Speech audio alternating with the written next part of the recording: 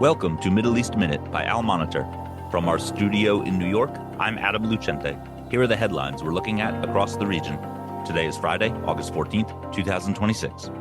Lebanese Prime Minister Nawaf Salam met U.S. Ambassador to Lebanon Michel Issa on Friday, during which he called for Israel to, quote, halt its destruction operations, expand the scope of the pilot zones, and establish a clear timetable for Israeli withdrawal from Lebanese territory, state media reported. Lieutenant General Joseph Clearfield of U.S. Central Command was also present. The last round of U.S.-sponsored talks between Israel and Lebanon concluded in Rome last week, and a U.S. official said earlier this week that they were constructive and will resume in early September. Lebanon has accused Israel of being too slow with the implementation of the pilot zones, where the Israeli military is to withdraw, the Lebanese military is to deploy, and Hezbollah is to be disarmed, while Israel is insisting on a full disarmament of the Iran-backed group before proceeding with the deal. Issa also met Lebanese Parliament Speaker Nabih Berri on Friday. Berri often acts as a mediator for Hezbollah, and Lebanon reported Israeli strikes and artillery fire in parts of the south on Friday. The Israeli military did not immediately comment. In an upcoming article for Al Monitor, Ben Caspit wrote that Israeli Prime Minister Benjamin Netanyahu wants to advance the pilot zones but avoid a withdrawal announcement before the October elections.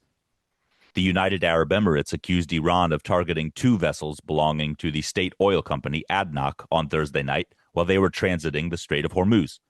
The UAE Foreign Ministry accused the Islamic Revolutionary Guard Corps of engaging in, quote, acts of piracy by targeting commercial ships. The UK Maritime Trade Organization reported a vessel was struck by a drone on Thursday while exiting the strait. A deal between the U.S. and Iran over Hormuz remains elusive.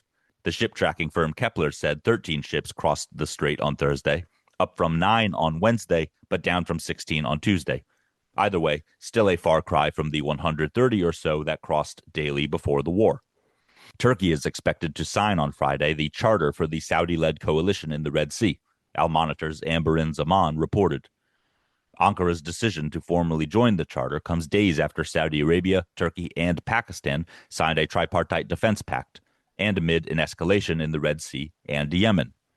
The Houthis claimed on Thursday a new attack on an Aramco refinery in southwest Saudi Arabia, and the United Nations Special Envoy to Yemen, Hans Grundberg, told the Security Council the same day, quote, Yemen today faces a more serious risk of return to large-scale conflict than at any point since the 2022 UN-mediated truce.